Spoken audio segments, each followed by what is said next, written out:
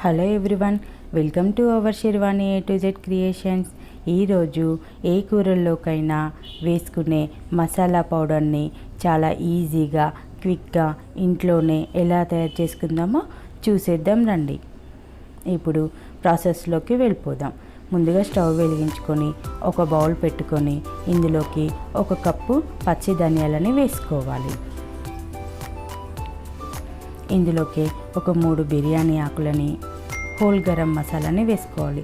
ఇక్కడ నేను ఒక 10-15 వరకు లవంగాలు, ఒక 4-5 దాల్చిన చెక్క, ఒక 10 వరకు మిరియాలు, ఒక టీ మొగ్గ, ఒక టీ స్పూన్ సోంపు, ఒక పెద్ద ఇలాచి, 4-5 చిన్న ఇలాచీలు, కొంచెం జాపత్రి, ఒక 3 స్టార్ ఫ్లవర్స్, ఒక టీ స్పూన్ సాజీరా, ఇలా హోల్ గరం మసాలాని మొత్తం ఇందులోకి వేసేసుకోవాలి.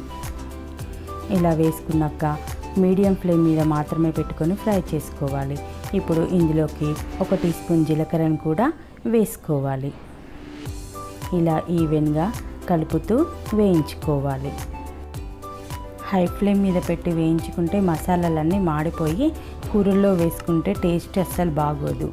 అందుకనే లో ఫ్లేమ్ మీద మాత్రమే పెట్టి ఇలా ఫ్రై చేసుకోవాలి.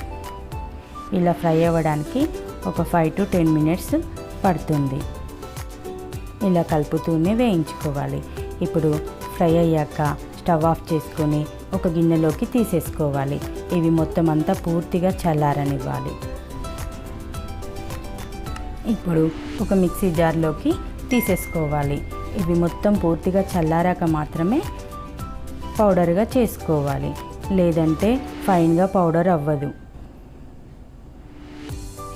చూడండి, ఇలా మెత్తగా గ్రైండ్ చేసుకోవాలి ఇక్కడ చూపిస్తున్నట్లు.